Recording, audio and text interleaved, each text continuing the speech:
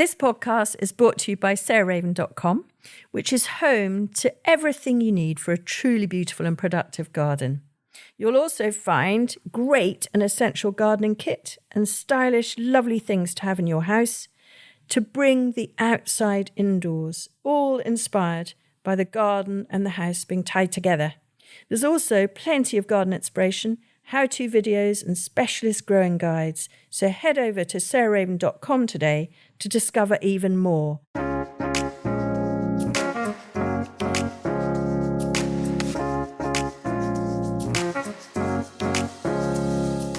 Welcome to Grow, Cook, Eat, Arrange, the podcast of me, Sarah Raven, and various roaming guests. But today, again, you've got me on my own because I wanted to really get across my passion for sowing things from seed. Or you can cheat and get them as seedlings, of course. But as we start the year, I think it's really lovely to plan to sow some seeds. So last week I talked about my absolute 12 favourite ornamental flowery plants that you might want to sow from the beginning of January till the end of March, and giving you the list of which ones to do when. And I want to do exactly the same today with the edibles. So before I sort of start on which are my top recommendations, it's just why bother, I guess. Well, I really find in our increasingly troubled world, the thing of being able to walk out, and I know, and I fully admit that I'm extremely lucky. I live on a farm, I've got plenty of space, and I've got enough time and also people to help me to grow the stuff. So it's all very well for me, and I do know that.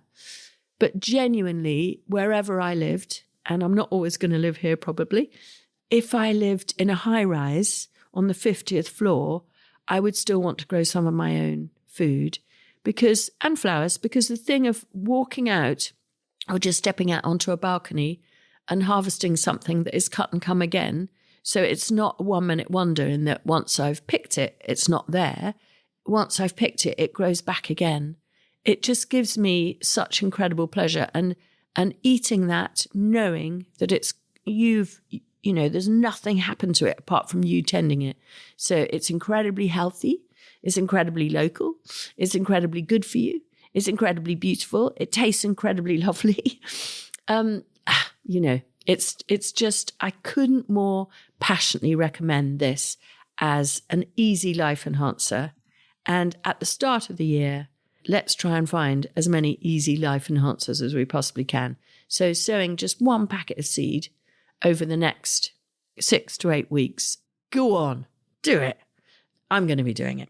So I'm going to start now with the things that I recommend for, which and when. So for the first couple of weeks of January, which we're still in, I would choose 2 different crops. And the first would be a salad rocket.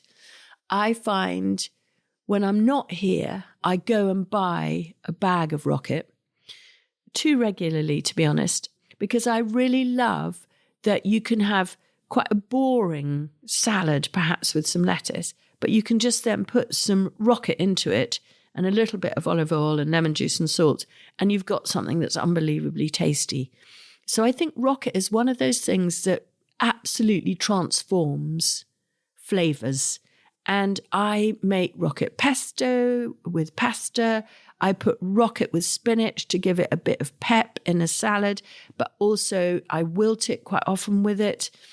I think there are lots of ways of using rocket rather than just in salad. I think it's wonderful just added to a risotto right at the end, so it's not cooked at all, just so it's beginning to wilt. Oh, there are so many different ways of using it.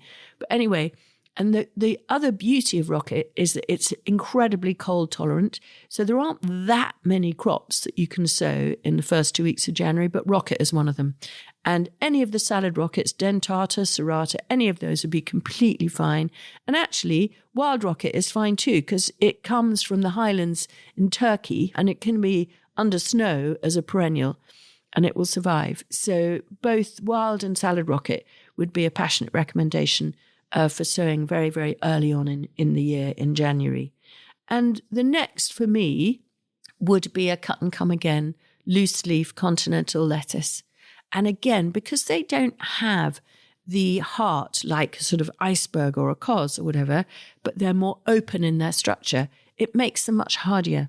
And so also what goes with that is that they will germinate in really cold temperatures.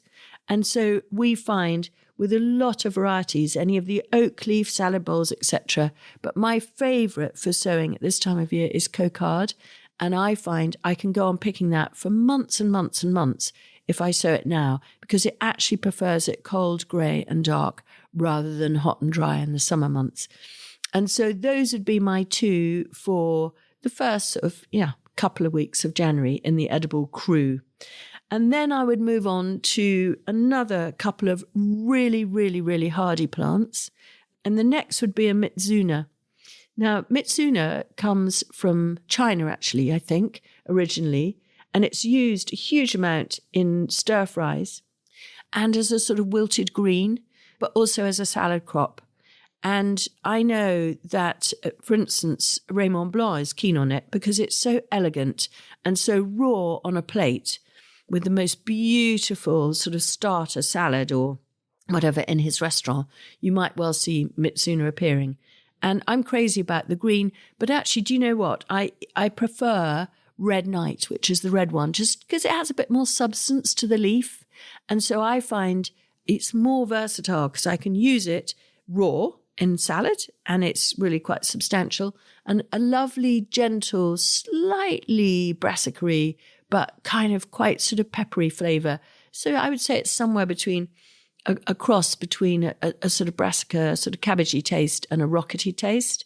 And so I use it raw, but I also use it a lot in soups and a lot in stir fries as a wilted green. And you just add it right at the end. Otherwise it turns into almost nothing. And so Mitsuna Red Knight would be from mid to end of Jan would be my next sowing, and a hardy herb. And the hardiest of all herbs, in my experience, is chervil. So even if we have frost and snow here, chervil bounces back the next day. And it doesn't matter when you sow it, any time between the end of October and the end of March is okay to sow. But actually, it's really good plant to sow in December and January. And there aren't many. So it's really well worth knowing about chervil. Pretty quick to germinate, and it gives you a very light, airy leaf with a very sort of ferny leaf with a taste that is a little bit, sort of tiny bit aniseedy, tiny, not really coriandery, but it's sort of very grassy and lovely. And we use it a huge amount here in salads all the way through. We go on picking it until kind of May, I guess. And then it doesn't like the heat, so it bolts and it dies back. So those would be my January must-haves. And then for February, it would have to be a spinach. And so for the first or second week of February, I would move on to one of the hardy spinaches. And I would go for the one with the very neat, rounded, almost lily pad-like leaves called Modania. And I love it. But there's one with a red stem too, which is awfully good, which sometimes is called Rouge Cardinal. It's got various names. Rubino is the other name. And they're both fabulous. So either of those, I mean, I'm going to do Modania this year, but last year I did the red-stemmed variety. And I will sow those direct into a gutter pipe. Actually, all of these, I should say, are going to be going into gutter pipes, or straight into the ground in the greenhouse, or straight into the ground outside under a plastic cloche, under a plastic polytunnel. And they really are truly hardy. So you'll find it's amazing what you can grow if you use just a little bit of protection. And so if you're one of the people who've got a greenhouse that sits empty through the winter, don't get out there now and do some sowing and do some growing and grow some of these lovely edibles. And then I would go, my next one for the first couple of weeks of Feb would be a mustard. And mustard red frills is my current favourite. You could go for wasabi, which is really, really strong. And like its name implies, it's like horseradish or wasabi. There, it's exceptionally, both red frills and wasabi are slow to bolt, much slower than the popular red giant mustard, which you see sometimes in some salad leaf mixes that you buy at the supermarket. But these are strong. These are quite punchy. So you wouldn't want too much of them, but rather like I mentioned with rocket at the beginning, they absolutely transform a salad. So if you don't want to grow your own lettuce, absolutely fine. You could buy your little gems or whatever they are, or your causes from the supermarket or your greengrocer, but still grow your rockets and your mustards and your mitsunas, because they will then transform a salad from something that's, to be honest, pretty dull into something that's absolutely beautiful because of the colours, but also delicious. So a mustard would be my next for February.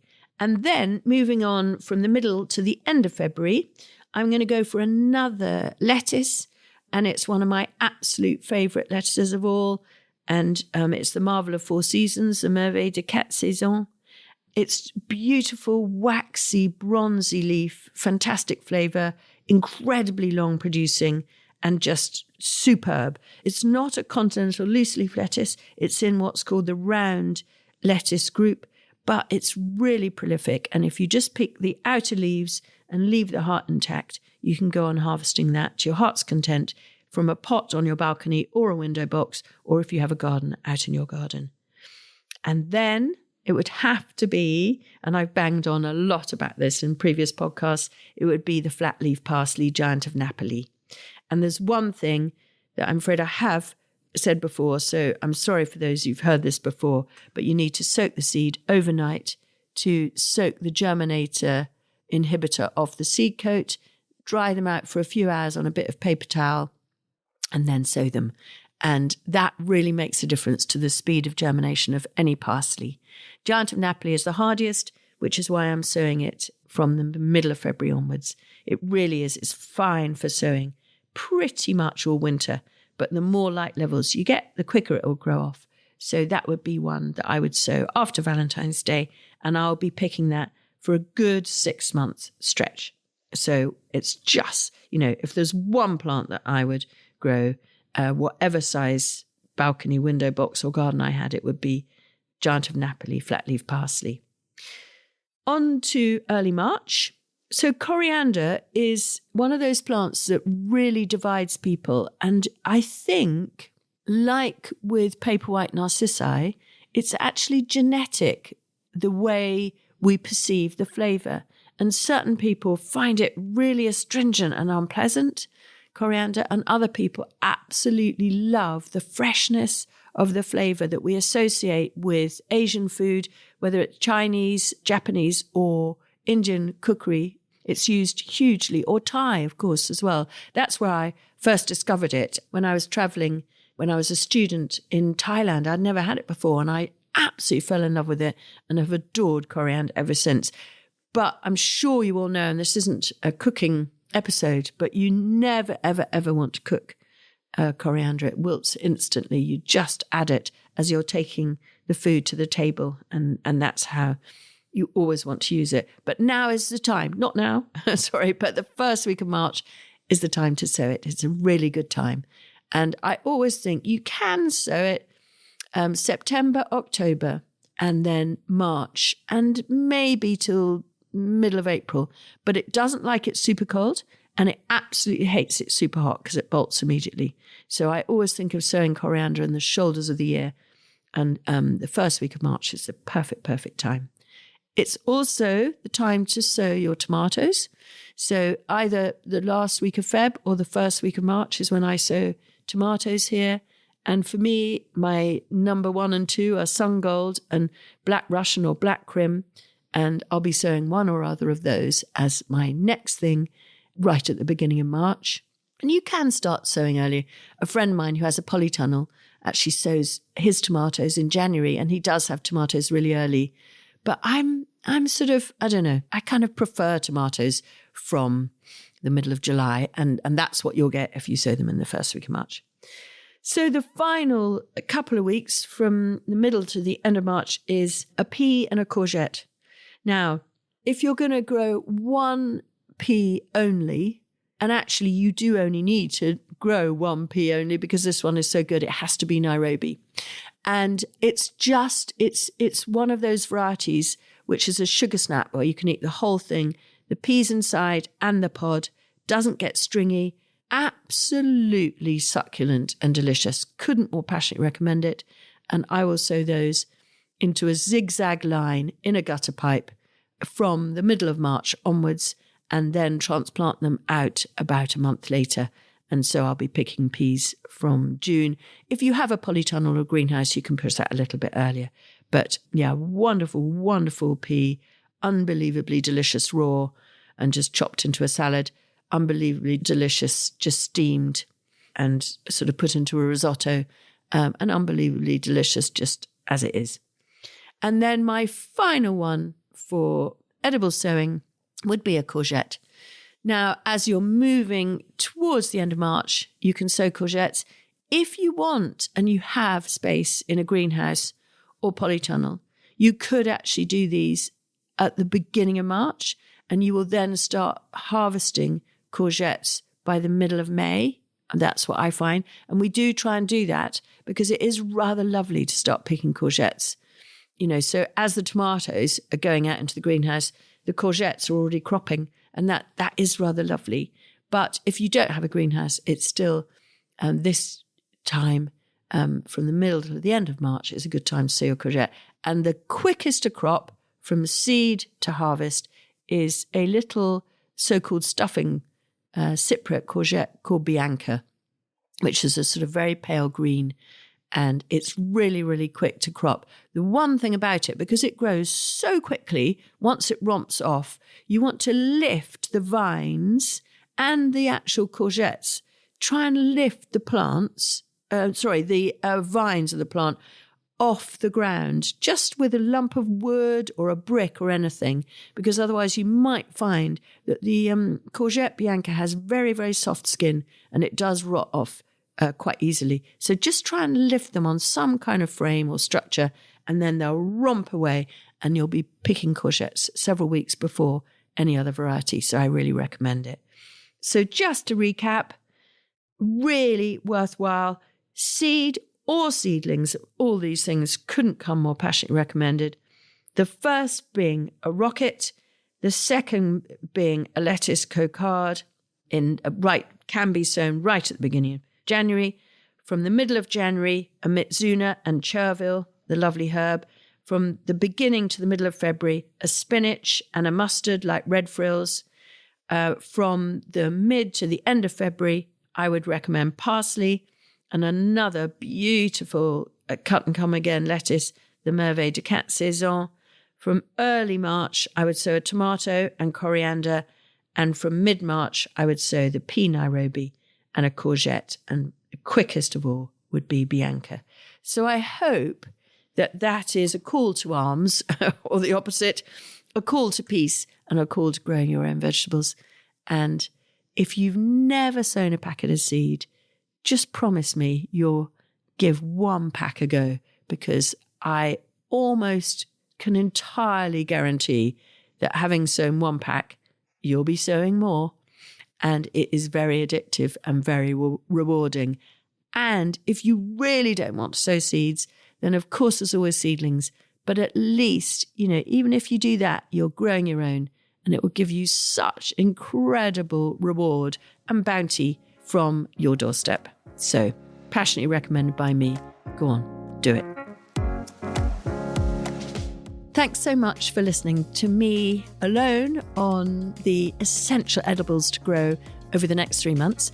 Next week, I'm joined by Savannah Miller, who's the most wonderful wedding dress designer. Well, she's a dress designer in general, but she has a specialism of wedding gowns.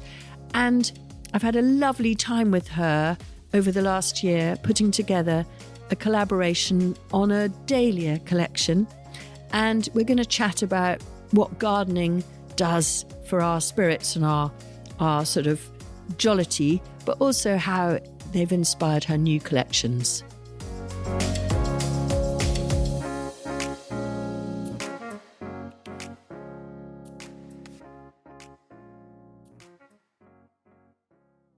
You can find more information, photos and advice sheets on all the plants and recipes we talk about on this podcast by heading to the show notes or at sarahraven.com/podcast.